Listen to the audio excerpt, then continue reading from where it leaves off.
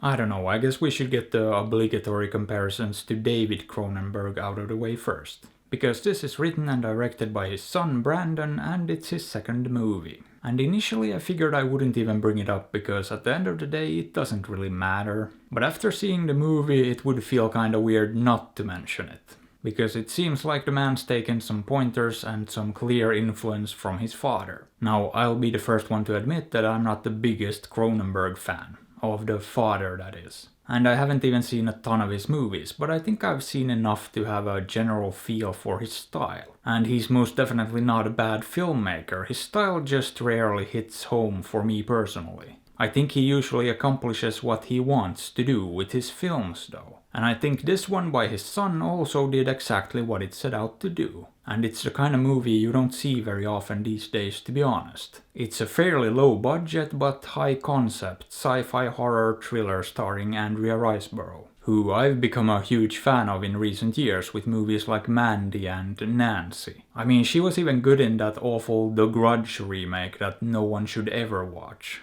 And she was good in this as well, but at this point I'm starting to wonder where she even finds these I don't even know what to call them, slightly left field projects that are kinda weird and out there. Because yeah, this one is definitely kinda weird and out there too, and I don't really want to give anything away about it, but let's just say Andrea Riseborough plays a futuristic assassin of sorts. And her profession involves brain implants and yeah, trust me, things get interesting from there on.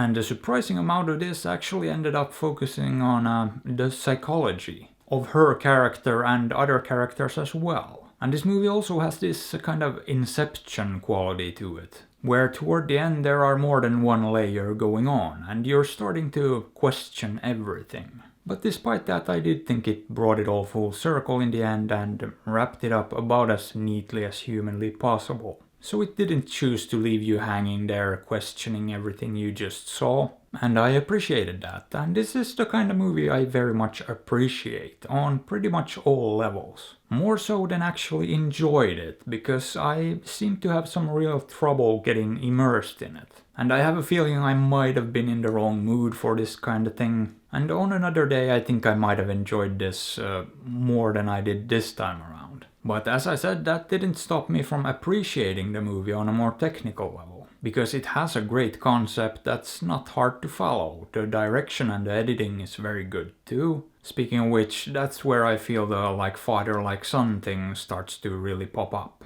Because there are some pretty trippy and weird edits here and there. Ones that feel like a throwback to older movies, but in today's world they felt refreshing. Because you don't see a lot of people do that kind of thing these days. As far as the visuals go, this also used a lot of color to enhance the mood of certain scenes. Another technique that most people don't seem to utilize a whole lot these days.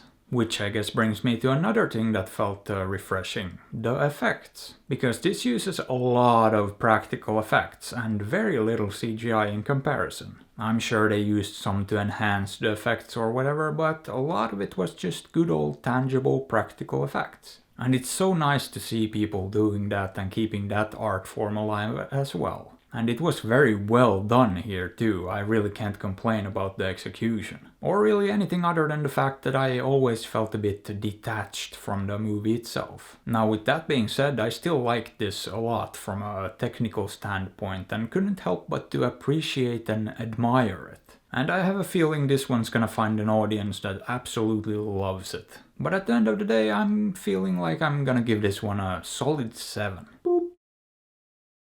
But how about it? Would I recommend it? Yeah, if you're a fan of high concept movies, especially slightly more weirder ones, definitely check it out. Or if you can't stand that kind of stuff, probably stay away from this one. Or you can just do whatever you want, because after all, I'm not your dad. But hey, what are your thoughts on this? Have you seen it? Did you like it? Let me know. And if you enjoyed the video, maybe give it a thumbs up or sub to the channel, because that would be fantastic.